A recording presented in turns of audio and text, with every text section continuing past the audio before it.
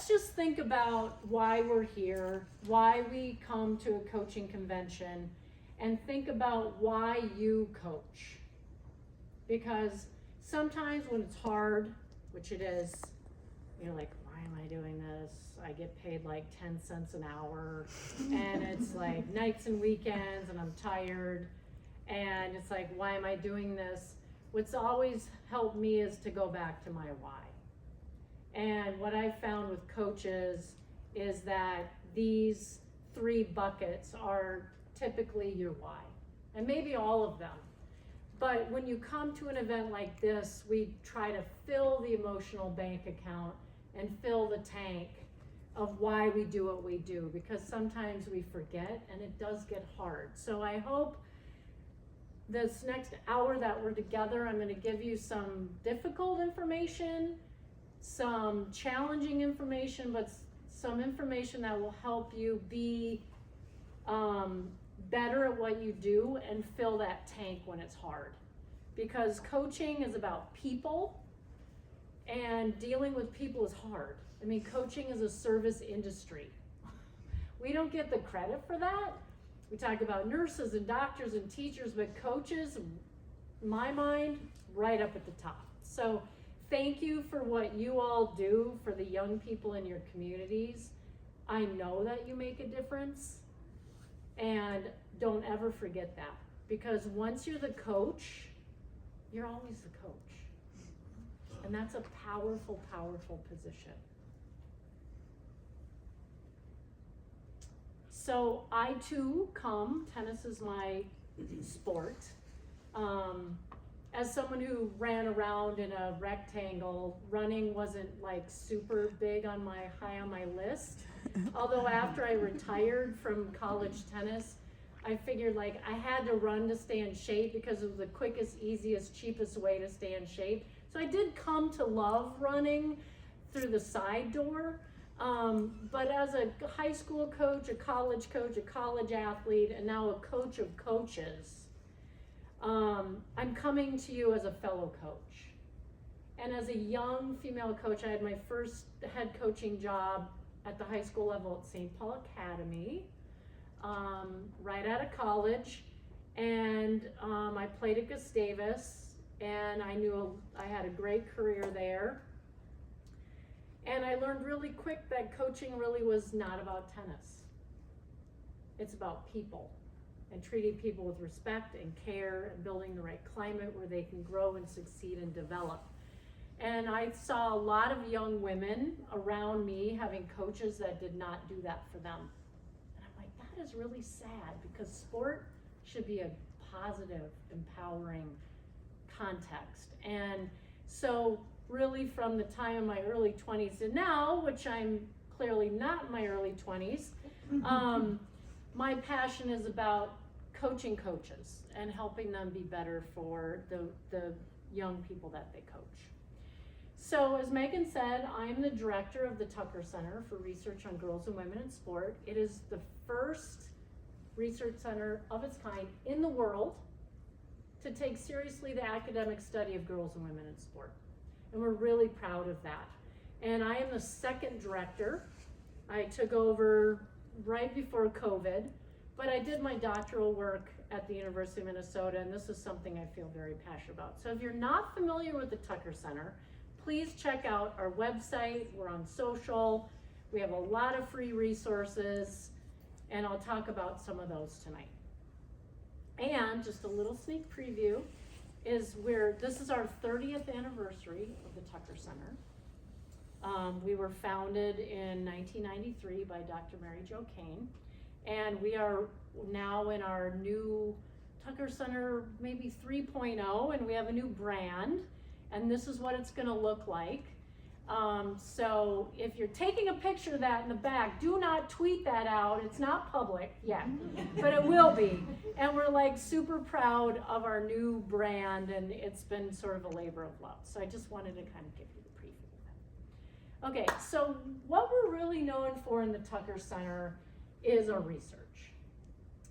And through the data, we let the data tell the story. And we use data in a lot of different ways to advocate to help women know they're not alone, to enlist allies to help us, to create social change, to use data in ways that leverage and create awareness and advocacy for what women coaches go through. And I'm going to share some of that data with you tonight. So, you know, when I was a young athlete, or even as a Division III college athlete and coach, never in my wildest dreams did I say, like, I'm going to be a director at a major Research One land grant university. Research was boring, data boring, like, just show me the court, I'm good. But what I've learned through data is data helps change the system. And data is the language of men. And for those men in the room, thank you for being here.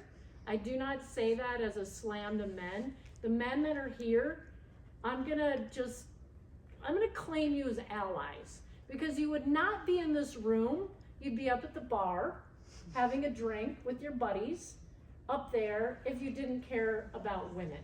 So we need men to help change the system. And what I've learned with men in positions of power, because mostly in sport, men are the ADs, the club directors, the people on the board, the ones making the decisions. And data is their language. So we need data to help change the story for women in coaching. Because if you go in to argue for a pay increase or more resources or a different time on the field or a better bus, they don't care how you feel about it. Like, why do you want a better van? Well, because I just feel it's dangerous, which it probably is.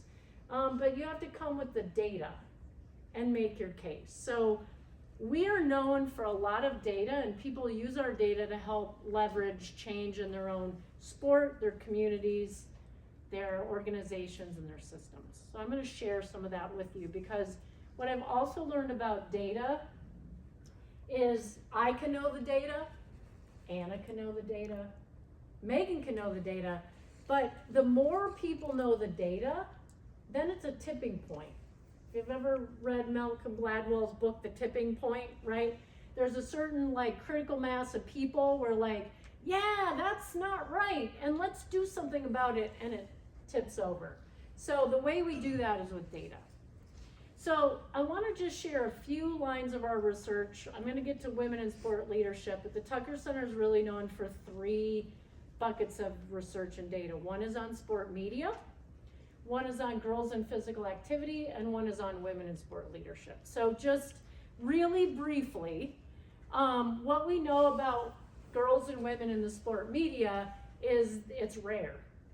So in your local newspapers, your school newspapers, regional, Star Tribune, Pioneer Press, whatever your media is, what we know is that proportionally, girls and women make up, almost half, maybe 45% of all athletes, and get very little of the media coverage.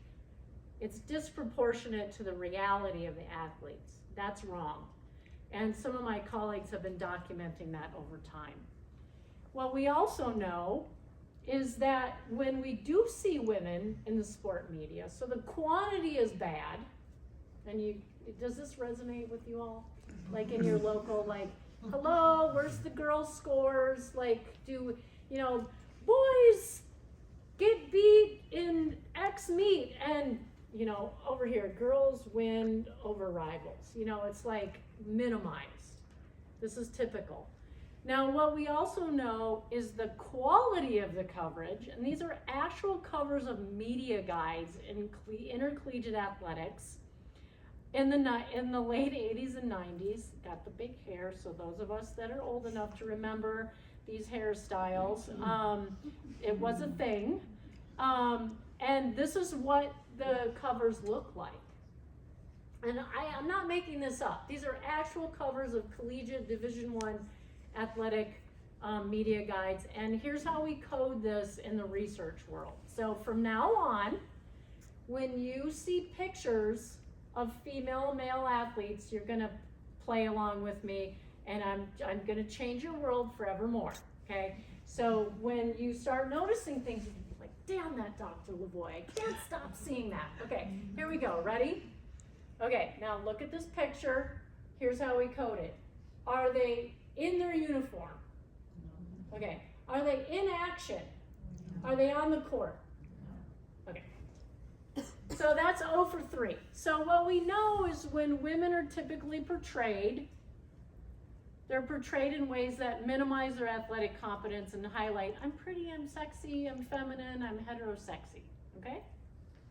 Now the one with the coach is the limo driver, that really winds me up. So I'm gonna move on. And the middle one with the sorority picture, I'm like, if I took off the softball on the bottom of that middle picture, you would not know that was his Division I softball team. It looks like a sorority shot, right? And Auburn, I don't even know, girls, I don't even know. Okay, so you'd be like, all right, fine, but that was the late 80s, early 90s, and things have changed, but have they?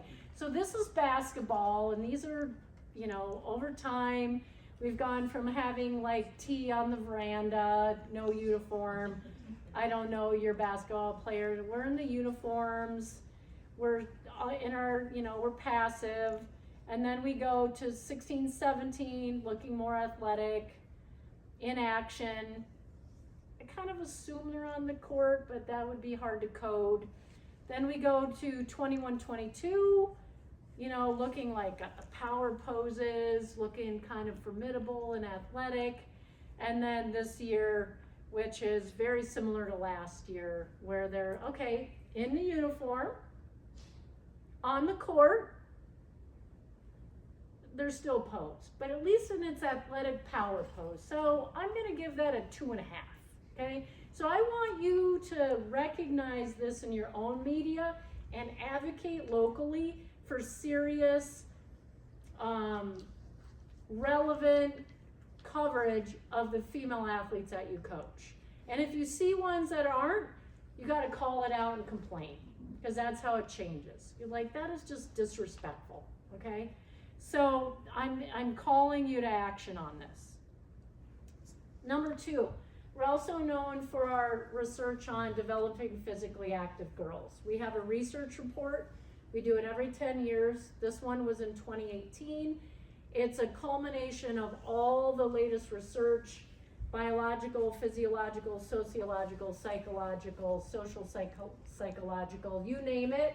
It's all in this report. It's free. There's a PDF online, the actual printed, we should have brought some printed versions, because I was just telling the team, like, we gotta get rid of these things. We've got boxes of these in the Tucker Center. I'm like, we failed. We should have brought a box and just give them away. But there's a PDF online, and there's a lot of really good info. So if you coach girls, it's written for, it's not an academic report. It's for coaches, administrators, parents, leaders, community leaders. So this is a really good resource for you. Okay. Now, speaking of what we heard earlier, what we know is there's very few coaching resources for coaches of girls. That is evidence-based, rigorously tested, and developed by experts. What we've been doing in the Tucker Center for the last, seems like 10 years, but it's 3 years, with industry partners and leading brands in the sport industry, is developing this program called Coaching Her. And you can go on coachingher.com. It's not live yet, but we're launching in March. And what we're doing is, it's a cutting edge tool, it's free. It's about helping coaches eliminate gender stereotypes and bias in their coaching, which we all sort of unconsciously do, whether we want to or not. And the next set of modules that launches in the summer is around body confident coaching. How do we help our young women feel confident in their bodies? How do we create a climate that helps young women feel good about their bodies, where we're not creating climates where eating disorders flourish, that they're getting the right messages about their bodies? And we've been working with the Center for Appearance Research on that set of modules, which is out of the UK. So we're really excited about this product. We're deep in the weeds of beta testing right now. So coachingher.com, Check it out when it launches in March on International Day of the Woman, March 8th. The other resource I want to make you aware of, and we have some flyers here, is on April 22nd. We have our 9th annual Women Coaches Symposium in Huntington Bank Stadium. This is where Megan and the magic started when she met Carrie, and we started this movement. So for all of those of you in the room that would like to come, registration opens February 1st. It's a great day, and I would love to see some of you there. It's for coaches of girls and women coaches, and the male allies that support us. So I would love to see some of you there. And it does sell out, so if you're interested, register when it opens. Okay, let me get a sip of water because it's Minnesota winter and it's dry, as you know what in here. Okay, now let's talk about women in sport leadership. This is my wheelhouse. So I might have to throw my jacket off and get fired up, but we'll see. I'm feeling good right now. But when I was a young coach, and I left Wellesley, I wanted to write a book on how to coach girls. And there was nothing about it. And so I sort of detoured and I started looking at what are the barriers and supports for women in sport coaching. And so I wrote a book, very cleverly titled, I might add, Women in Sports Coaching. One thing about branding that I've learned is that whatever your product is should be intuitive. The title should tell you what it is. So I think we knocked this one out of the park. And I'm now sort of I'm in the idea of writing a second version of this, but it's sort of on the back burner right now. So I do go around the world talking to women in sport coaching because my passion is how do we create a culture where all women, regardless of your identities, and we all have many identities, I'll talk about that in a minute, where you all feel safe, valued, and supported.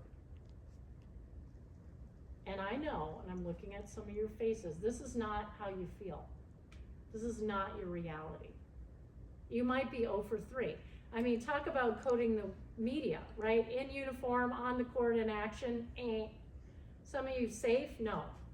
Supported? No. Valued? No. This is why I do what I do, and this literally keeps me up at night. Because a lot of the experiences that I hear from women coaches break my heart.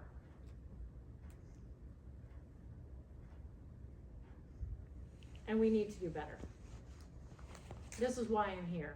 And if you're like, I feel seen, I feel heard, if that's the only thing you take from this, just know you're not alone. You're not alone, okay?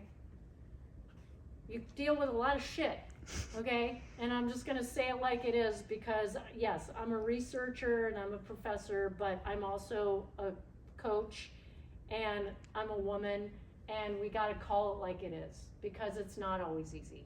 And unless we say it like it is, it doesn't change, okay? So that's what tonight's about. So what's really interesting about the data is we know there's record numbers of girls playing sports, okay? But there's still a gap. Boys still outnumber girls. And this data, if we did it 2022, 23, it wouldn't look much different. COVID's messed it up a little bit, but the trend is the same.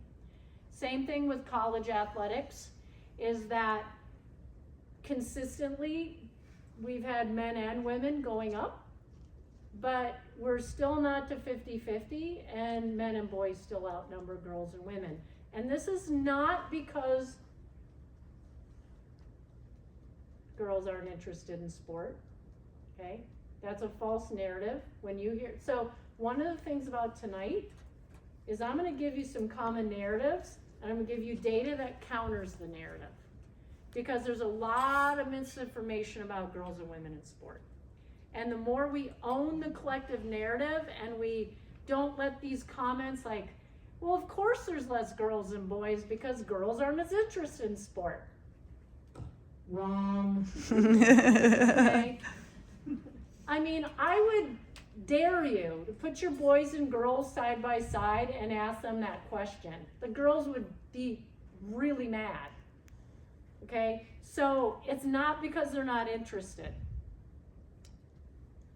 Now, despite record numbers of girls and women that play sport, knowledge of sport, experience in sport, love their sport, want to give back to their sport, we have a very sharp decline post-Title IX, and now we're in a stagnation.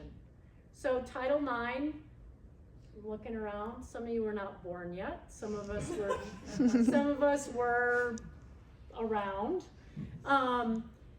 We had a sharp decline, and now it's stagnant. So in 1972, when Title IX was passed, which is a federal civil rights law that made gender discrimination in our schools illegal, we had 90% of girls and women being coached by women. And today that number, depending on the sport and the level, at the collegiate level is around 43%. And I would wager at the high school level it's lower.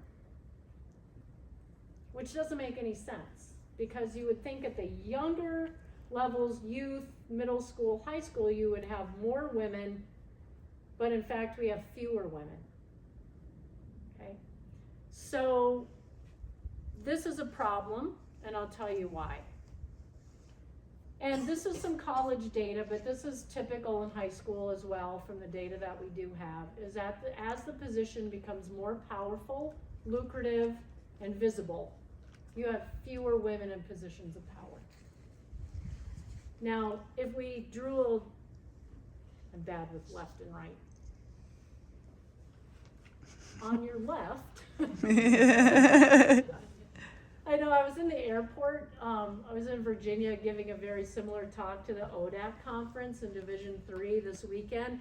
And there was a guy in front of me, and we're going through security, and the gal was like, checks his boarding pass. She's like, now go to the left. And he went to the right. I was teasing him like, the other left.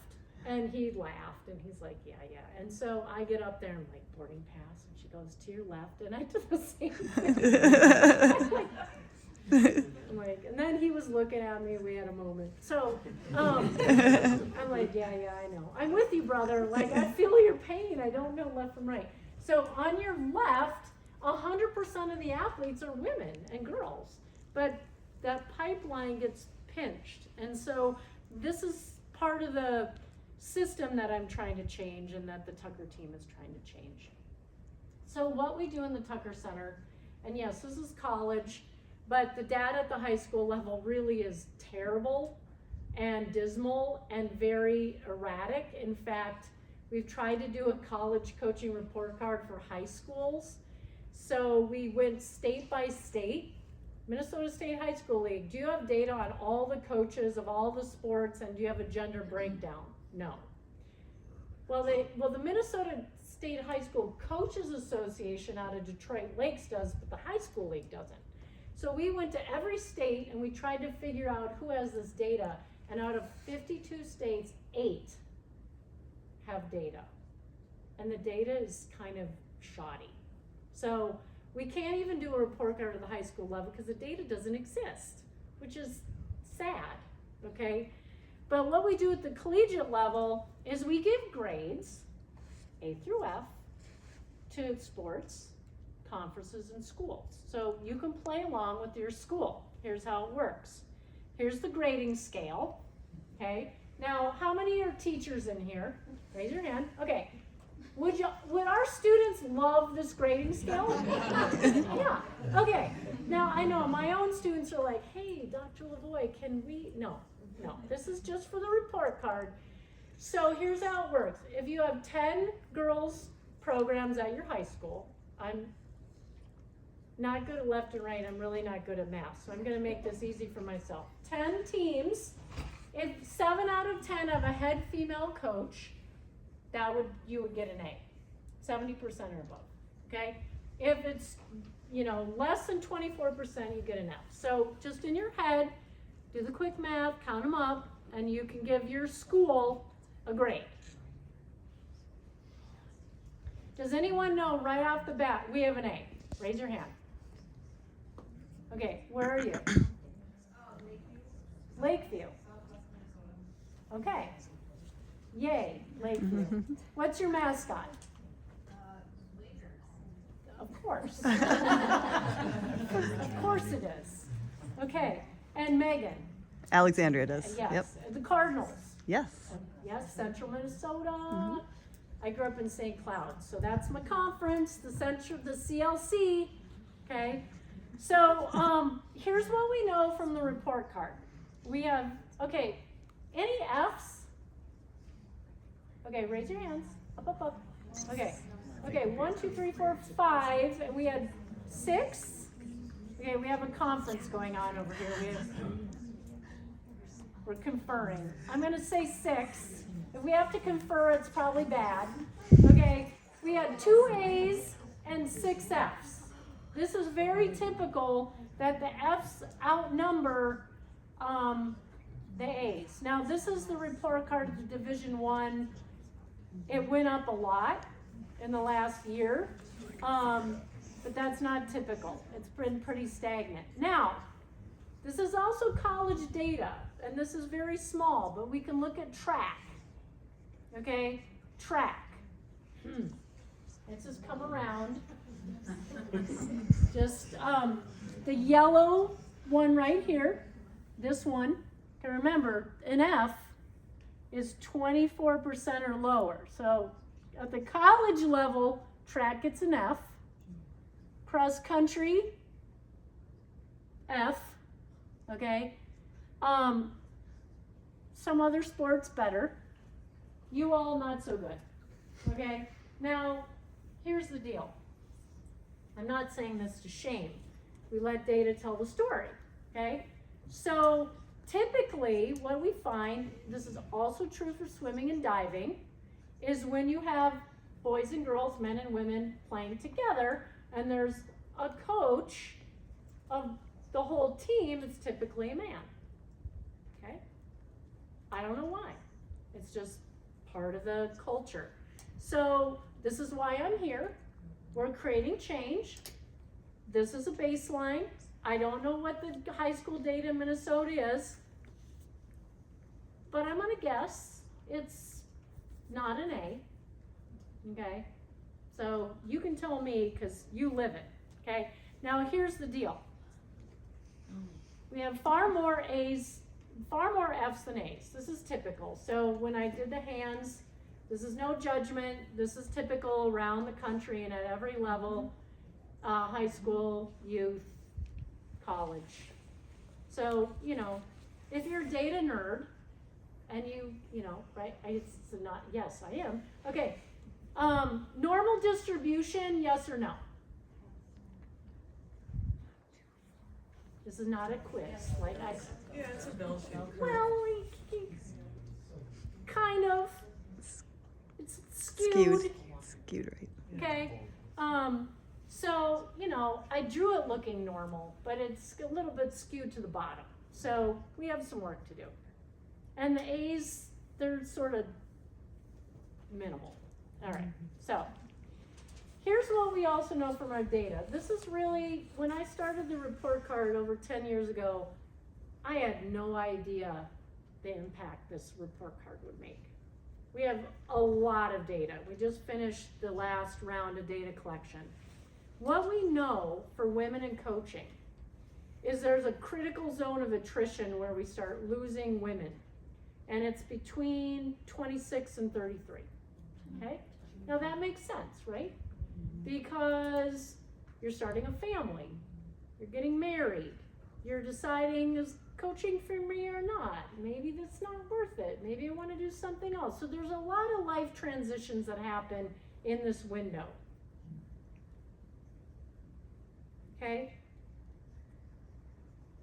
This is really important because this is the window where we need to support the young women in this age range because we need you to stay in coaching because you matter.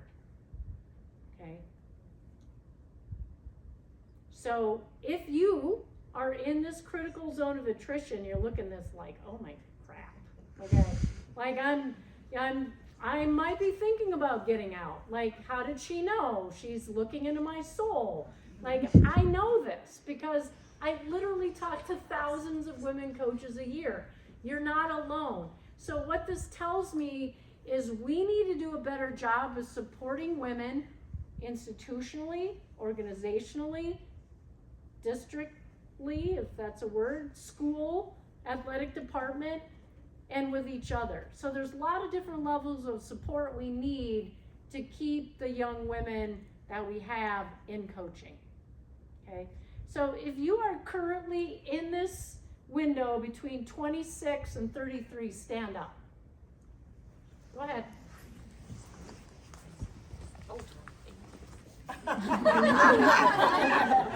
Okay, now, those of us who are not standing up, I want you to look at these women and I want you to make a mental note, register their faces, okay? And you're going to make an effort, okay, to connect and support one or more of them throughout the next couple days, okay?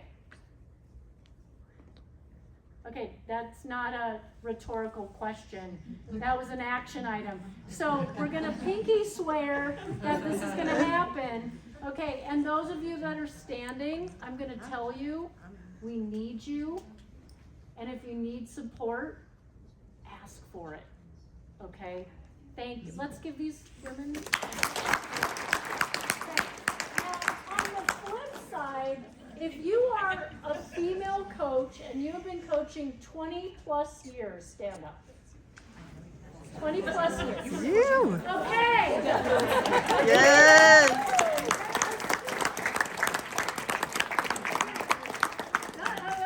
No, these are always very humble. They're like, no, we don't want to be. Okay, now the women that are standing, these are our pioneers. These are our veterans. These are our wily women. They've been through it all. Okay, and the women that just stood up earlier, I want you to look at these women and I want you to find them and I want you to, like, will you be my mentor? You know, like a little baby duck? Like, you know, can you support me? Because this is how it works. You all have a lot of wisdom and experience to share and you don't get recognized for it. So thank you for doing what you do.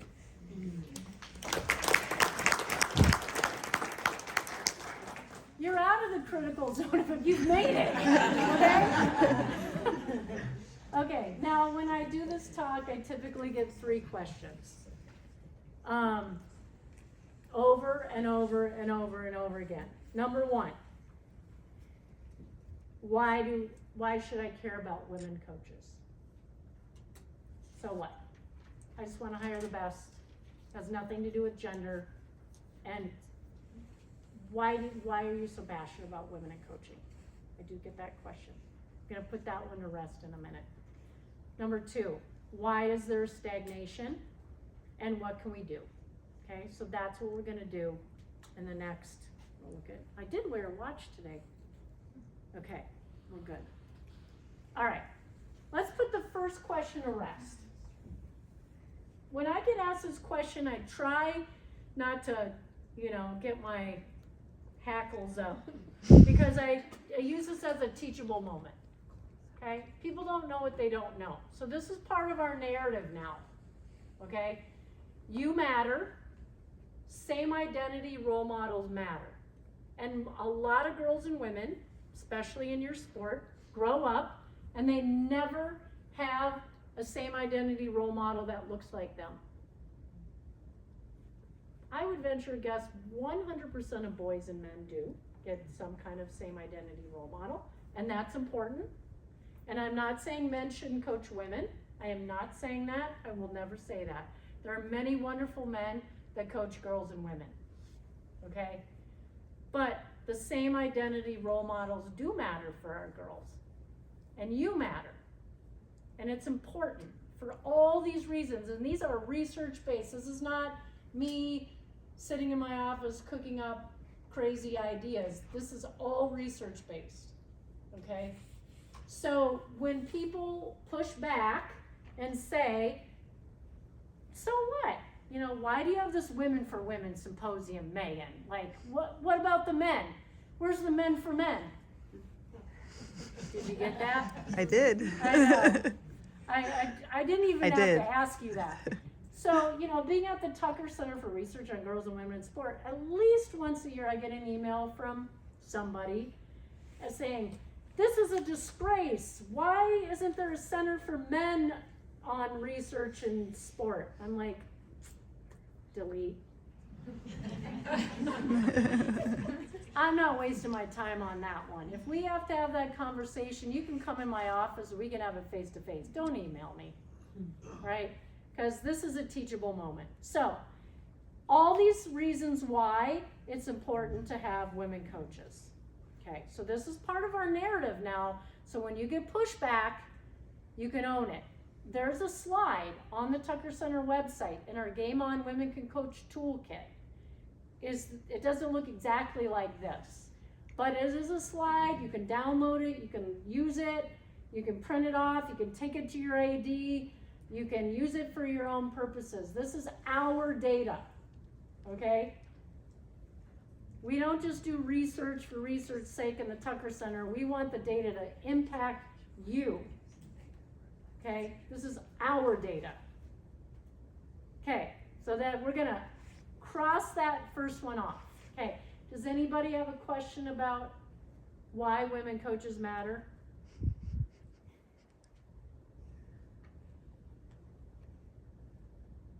Okay, good. That was a test. See if there's a brave soul. Okay, so we were at a book launch on Tuesday night, and I was moderating. It was a book. It's called Breakpoint. It was about two Title IX pioneers in Minnesota, Peg Brendan, who was from St. Cloud, and Tony St. Pierre from Hopkins. Was anybody there at the book launch? It was at Hopkins High School. It was really fun. But the very last question of the night was this guy. And I was like, don't give the mic to that guy. This is not gonna go well. And he was like, women tennis players, they only play 3 sets and they shouldn't get equal prize money to the men because the men play 5. And I was like, just, again, teachable moment, right? I've heard this many times. And I said, well, I would disagree. I said, here's the deal. Let women play 5. Women go play 5. Who decided women play 3, men play 5? Women can play 5, right? It's like, women can't run the marathon. Their uterus will fall out. I mean, that used to be a narrative. It did. And we're like, okay, that's not true. Okay, so let the women play 5. And I said, look, I'm a tennis fan, but I do, you know, how about the men play 3? I mean, I love tennis, but who wants to watch 5 sets of tennis? Okay, so we put that one to rest. So anyway, be careful when you ask me a question what you're gonna get. It's Thursday night, I'm spicy, it's my birthday. So. Okay, now, I might take my jacket off. All right, now, second question, why? Why in the system are there so few women leaders in sport? And it's complicated. And I get this asked by the media all the time. They want a soundbite. I can't give it because it's complicated. That's why I wrote the book. So sometimes when I'm feeling a little spicy, I'll tell the reporter, like, well, if you really want to know, you can read my book. Why don't you buy my book? And they're like, well, do your homework. Okay? So here's the deal. Megan's like, oh boy, we're going down the rails, Dr. LaVoi. I read the book, so I'm with you. She's like, I'm good, I read the book. Yeah. Don't call on me. Okay. All right, so we live in a system, all of us. And there's a lot of layers to the barriers. Societal, homophobia, sexism, gender bias, racism, maternal bias, the organizational level, who's in charge, what are the policies, is there pay equity, the interpersonal is the people around you, your athletes, your coaches, your administrators, your network, your significant others, your family. And then depending on our identities, So as we all have multiple identities, so I'm a woman, but I have other identities besides being a woman. And depending on your identities, you experience the system differently, okay? So I'll give you a basketball example, because women's basketball actually does tend to be in the media, visible. So these are all Division I national championship coaches in women's basketball. Here's Brenda Fries, so white, heterosexual woman, mother. She had twins. I think they're like 10 or 11 now, maybe even older. So this is an old picture. Then we've got Dawn Staley, South Carolina, a black woman. We've got Steph Wheeler, who's the head wheelchair basketball coach at Illinois, good friend of mine, Paralympian, 2-time gold medalist.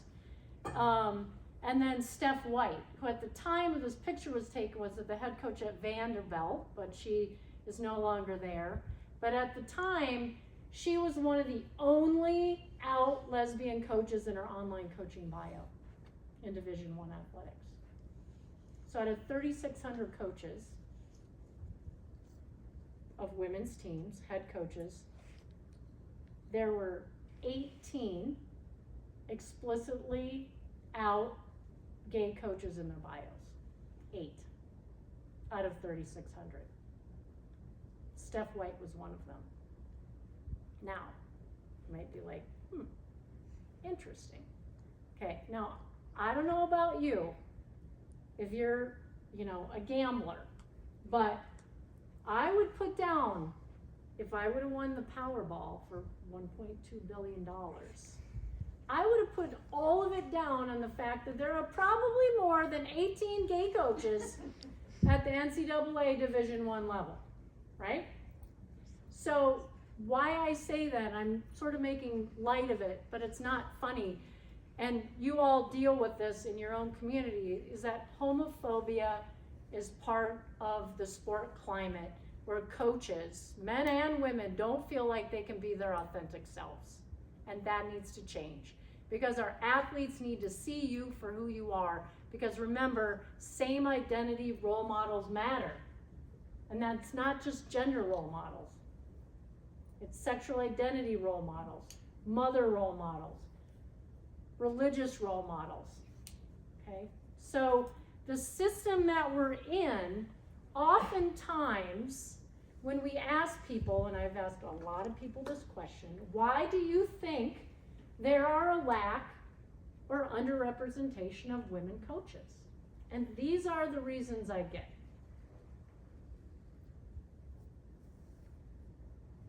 I know I get them over and over again over the last 15 years.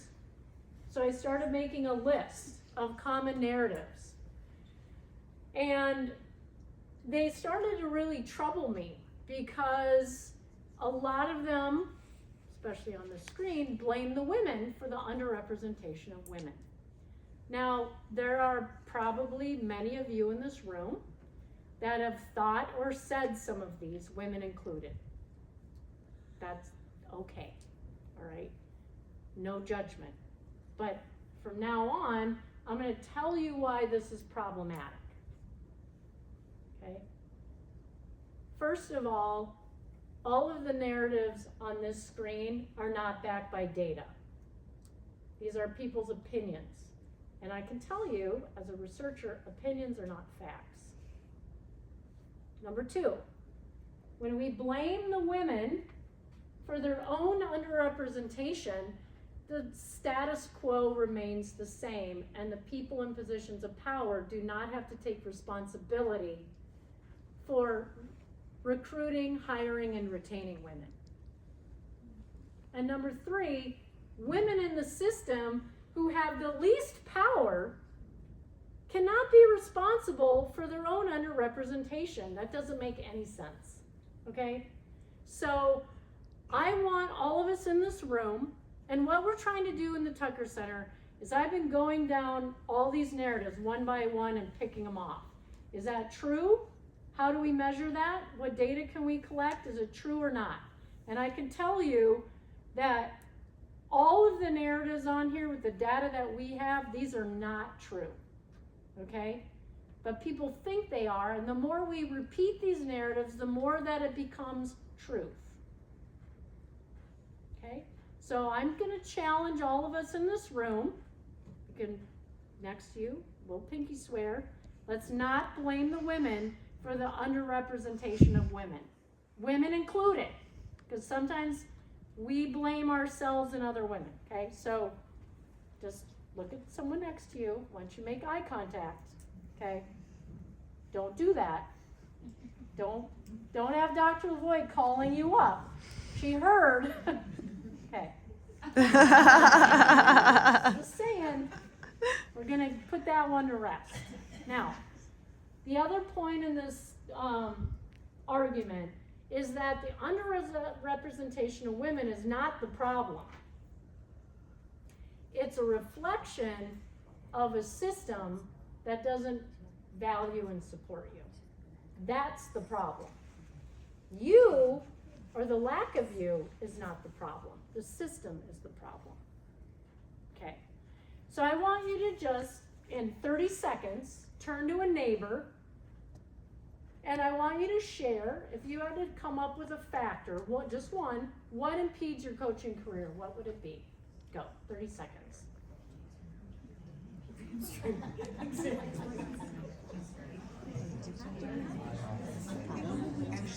Yeah. Oh.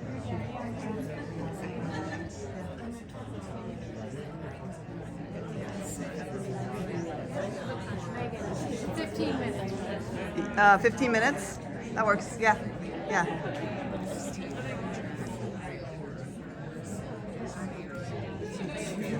Okay.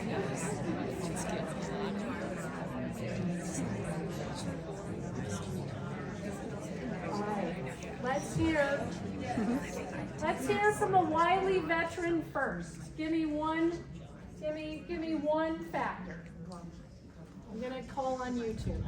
I know. You're right. You're like my students. Don't call them in the front row. Okay, what do you got? Just one. Well, I think when I had young children, it was very hard. And if I hadn't had a head coach that supported it as well as she did, I don't know how I would have done it. Okay. Thank you. Okay. One of our rookie coaches. What do you got? Yes. Athletes' parents. Oh, yeah. Yeah. That's a whole different talk. In fact, early in my career, I went around giving sport parent education talks with a program I called PACT, Parents and Coaches Together. But that's a different talk. The parents.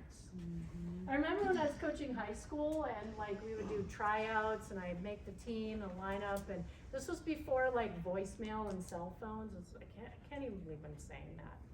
That's really embarrassing. I'm now that person. Remember when we didn't have cell phones? Well, the phone would ring and I'd pick it up and it would be whatever parent, and they'd be chewing me out, complaining.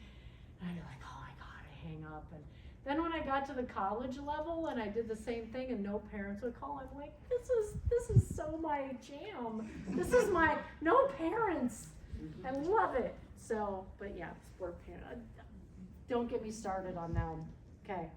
One more.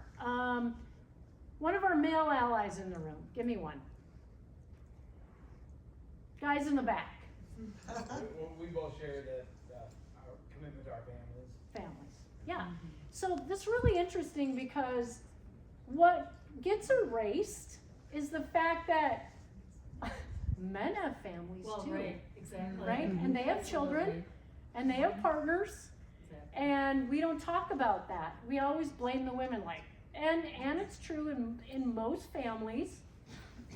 Women are still the primary caretaker and the domestic labor. It's changing, and that's not true for all families, but in general. So what we know is being a parent coach is hard. Yeah. So we shouldn't blame the women just because we bear the children. Like, men have a part in this too, and we need to support parent coaches. We don't talk about that enough. So here's what the themes come out with the coaches over the last years that I've surveyed. So this may resonate. So we've talked about family, we talked about time. A lot of coaches, at least at the collegiate level, it's about pay. Like the high school level, y'all didn't go into this for the pay. Yeah, I mean, if you did, nobody would be in this room, okay? So it's not about the money. You do it for the love and for the kids and because you're passionate about it. So when I'm collecting data and I'm listening to women and I'm on the road, these are things that women say about their experiences. They don't see women in leadership. Women tend to get the lesser teams, the younger kids, because it's like the team mom. If they act certain ways, they're criticized for being too masculine or too strong, or if they're too feminine, then they're not taken seriously. And a lot of women report that they've been hit on and sexually harassed. So this is the reality in that system of what women, these are actual quotes from women in some studies that we've done. Now on the flip side of this is what other people say to women. And these are quotes that I've taken from women in seminars like this. And so if you have a good one that needs to go on the list, I'm happy to add it. But I literally cannot make these things up. Some of these are so appalling, but this is the kind of bullshit that women have to listen to, right? Oh, you're the head coach and you're on the sideline and the ref or the timer or the trainer or whatever, the opposing is like, where's the head coach? I'm like, I'm the head coach. Oh, right? So these are microaggressions that we sort of like, oh. I had this guy, when I coached at Wellesley, he was the coach at Tufts at the time, and I didn't know him, and I was in my early 20s and he was in his 70s. He'd been doing it for a long time. And the first year I show up with my team, I'm small, I kind of blend in, and yes, I was young, but he's like, where's the coach? Where's the coach? I'm like, that's me, and we introduced ourselves, and we played the match, and the next year we come, same thing. And I'm right in the front. He's like, now where's the coach? Where is your coach? I'm like, hi Jim, I'm right here, okay? And then he'd be like, oh yes, there you are, and he would pat my head. I didn't, at the time, didn't have as much knowledge then as I do now, but it really pissed me off. I'm like, why does he do that? And so the third year we played them, in we come, and I told my team, I'm like, watch Jim, because he's gonna say this, and then he's gonna try to pat my head. So, which is true, we did. So I walk up, and he's like, where's the coach? I'm like, hi Jim, I'm right here, it's Nicole.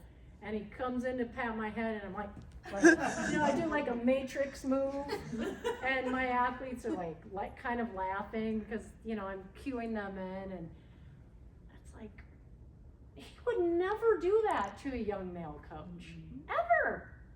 And that's just it seems like a small thing, but those small things, they add up. So yeah, this is our system. So what's really interesting about this line of research and this work is that when I'm telling the women in the room this, they're like, I can see you, you're nodding, you're dialed in, you're like, And sometimes what I find is that a lot of the men don't perceive the same thing in the system, and or they feel reversely discriminated against. So a lot of the young men in my classes, I teach psychology of coaching. I'm in charge of our coaching minor. I teach principles and theories of coaching, which I taught tonight. I came right from class over here. So Good way to spend my birthday. Teaching, doing what I love, which is true. And a lot of the young men in my classes are like, well, Dr. LaVoi, you know, you're advocating for women and coaches, and, you know, I'm not going to have a job because I want to coach women. And I'm like, 73 to 5% of all coaches are men. So until that changes, you're doing just fine. Okay? So let's not play the reverse discrimination card. All right, so there's a lot of bias in the system, and we all have bias. Every single one, myself included, is part of being a human being. And what happens with bias is that it affects how women are expected to act, how our behaviors are interpreted, and how we're evaluated. So a male coach and a female coach could do the exact same thing, say the exact thing with the exact tone and the same exact body language, and it would be perceived very differently. That's bias, okay? And a lot of those things that I listed out were bias. And on leanin.org, there's a really good summary of all the different kinds of bias that are out there.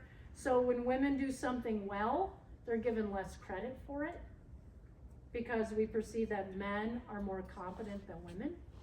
That's the performance and the attribution bias. Maternal bias, for those of you who have children, one of the false narratives is that you can't coach and have a family. It's not true. How many women in here have children? Raise your hand. Okay, thank you. Proves my point. Not that it's not hard, but it can be done, okay? The thing with maternal bias is the minute you have that child, like literally the minute you have the kid, you're perceived as less committed and less competent to your coaching job. Your male colleagues do not face that same bias. In fact, they're congratulated for having children. It makes them more manly and a better coach. And for women, it's the opposite. And with affinity bias is that we like to hang out with people like ourselves. That's really common, whether it's by race, by religion, by political views, by gender. That's just part of the human condition.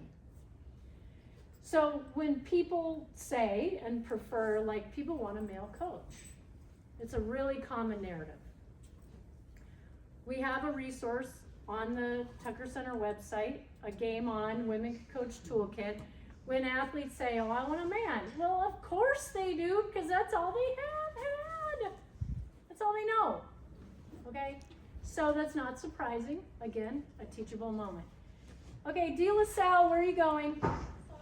I'm gonna tell Keely, you guys are sneaking out in the back. All right, it's all good. Thank you for coming. Tell her hello. I know, I'm just teasing. Okay. All right, that means I check my watch. Okay, so we need to help everybody educate. We have a resource. If your athletes are like, we want a male coach, well, that's layered in bias, and that's a teachable moment. Remember, coaches are teachers. Okay, we need to educate our young women. Now, the other thing I will say is that when we're talking about leadership in the system, your athletic directors, now these are college athletic directors, but if I did this with high school, I think it would be very similar. We ask male and women, why do you think there's an underrepresentation of women? Because what they believe affects their recruitment, hiring, and retention strategies. So the men blame the women, okay? And the women, they agreed with their male colleagues on the family constraints, which came up when we asked, that's a fact. But they also did not blame women. They saw the systemic problems. So there's very different perspectives depending on where you're at in the system. And what we know over the 10 years of our report card is that a majority of the hires have been men. And that's probably true in high school as well. And that has to do with our athletic directors, mostly who are men, because I've been to the Minnesota Intercollegiate Athletic Association athletic directors, whatever that long act, a lot of A's. And then they have in St. Cloud. And part of our report card is we keep track of hiring processes of athletic directors. We have this data, 10 years. One of our teammates who's not here tonight, Dr. Courtney Boucher, this is her doctoral work. And we look at athletic directors' hiring records. I know, that's get the yuck face like we had before. So Mark Coyle came from Syracuse. We track him over institutions. He actually gets an A. He's hired mostly women, head coaches of women's teams. Now, he came from Syracuse, which was an F institution, to the University of Minnesota, which is a high B. So he inherited a pretty good culture. And then we've got Jack Swarbrick, and I've also worked at Notre Dame, so I picked 2 institutions I've worked at, and he gets an F. So Jack has had 16 opportunities to hire a head coach of a women's team over the last 10 years, and he's hired 4 women. 4. So again, we let the data tell the story. So the take-home message here is who you work for and the climate that they create around valuing and supporting you matters. I already talked about this in our online coaching bios. Very few non-heterosexual family narratives in online bios. So you might want to think, what does your online bio say? If you have an online bio, which you may or may not, usually there's a, your record and all the people you've coached and blah, blah, blah. And at the very bottom, it might say, you're married to X and you live in Y and you have a cat. I don't know. Pets show up a lot in the bios. So, all right. So, here's what I want to do. We're going to play a little game to end. Okay? Because I know coaches are competitive, so we're going to play a little game. So, everybody stand up. If you're able and willing at this hour of the night on a Thursday. All right, now I want you to look at this slide, and we're gonna have a practice round, okay? So I'm gonna say something, and if it's true for you, you can sit down, okay? All right. If it's true, you sit down. I coach in the state of Minnesota. That's true for you. You can say, I know, okay? All right. That's all right if it's no judgment. That was a practice. Okay. Yeah. Back up. All right. That was a practice.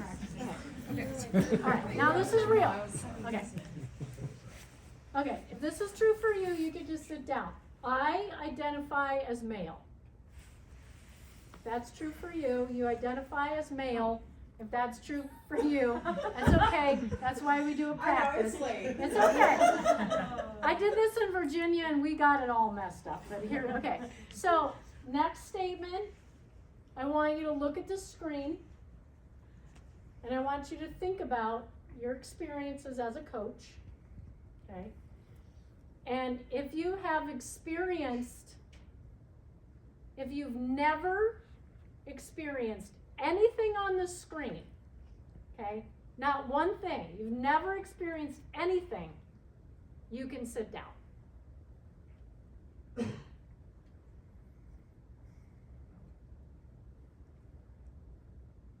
Okay, look around.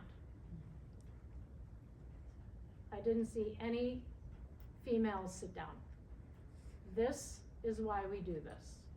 This is why Megan does this. This is why I'm here. This is why Ann is here.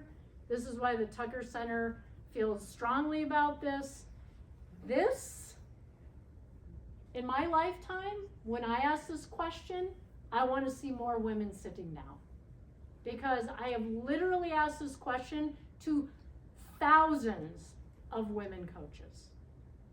And I have only had one sit down. One. and she just started coaching the day before. So I don't count her. All right, you can sit down. Okay. So here's the last thing I want to leave you with. Women, in the system I've just described, you're dealing with a lot of stuff. And oftentimes our response to that is we blame ourselves. Okay? If I just work harder, if I just don't complain, if I'm just a team player, if I just win, if I don't rock the boat, I don't complain, fill in the blank. And we just work harder, and we work longer, and we put ourselves through the ringer. Remember, this is not about you. It's about the system, and you are not alone. You aren't. I can tell you. It's not just track. It's every sport, every level, every role, okay? And the consequences of that system are real. Psychosocial, occupational, relational outcomes. When we do not have coping mechanisms and support systems in place in that system, you're more likely to burn out and quit. And that's precisely what we do not want, because you matter so much to the young women that you coach. So this is about getting your network, getting your support system, getting your inner circle, getting male allies to help, developing coping skills. And what I can tell you is that the women in this room that have been coaching 20 plus years, if I went and talked to each one of you, you would tell me that A, you have a supportive network, you have a good partner, you have a good family, and you have a support system outside of your school and your sport that you can rely on. And you do self-care the best you can, and that you have coping skills to deal with this. So, that's why we're here. That's why we thank Megan for putting us together, because when we're in this system, there's a lot of strategies that we can develop to help. It's not a hopeless system. And everybody can do something to make a little bit difference in your own world. So I am going to stop there, and I would love to see some of you in April, and I'll stick around. You can grab me, talk to me. I do have, does anybody have